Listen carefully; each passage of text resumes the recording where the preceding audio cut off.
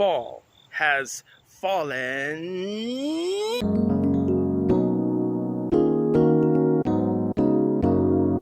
Ever since I was a child, I've heard that term spring fever thrown around year after year.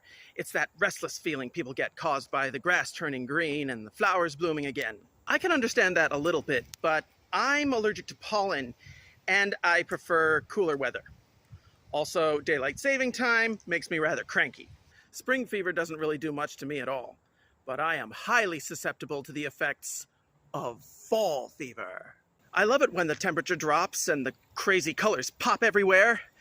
I know it's currently green mostly here because fall just started, but hey, it's only going to get cooler and it's only going to get more colorful. The first days of fall can get pretty warm, but the nights finally get cool enough for me to do without the air conditioner and sleep with the window open. I don't sleep well in the summer. Summer nights are such a drag for me. The air conditioner helps a little bit, but if you're not careful with that, it can be pretty costly. That's one of the most wonderful things about fall.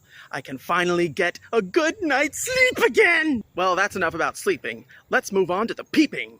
It's obviously not fall without looking at the foliage. Here in northern Georgia, we get the brightest colors right from late October to early November. I'm actually from California, where we don't get much fall color at all. Most of the leaves go straight from green to brown and then they fall off. Naturally, I get quite a kick from seeing all those yellows and reds everywhere for a couple weeks.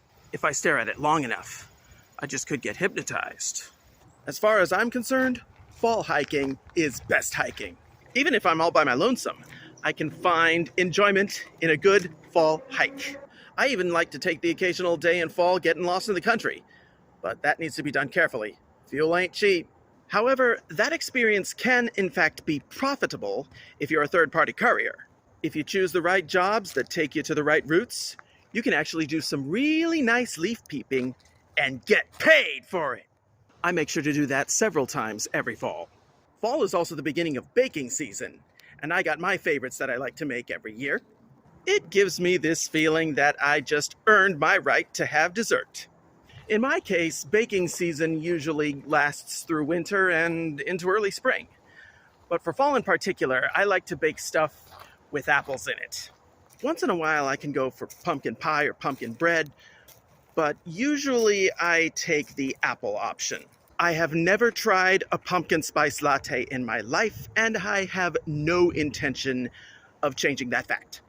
I tell you, there's not even any pumpkin in it. As a result, I question every product that says pumpkin on the label and make sure to check the ingredients before I dig in. And who doesn't love a glass of nice warm apple cider on a cool fall evening? I know I do. Of course, the concept is a little bit controversial because there are a lot of people out there who don't know the difference between juice or cider. But I know it. Apple juice is filtered as much as possible and is clear as a result.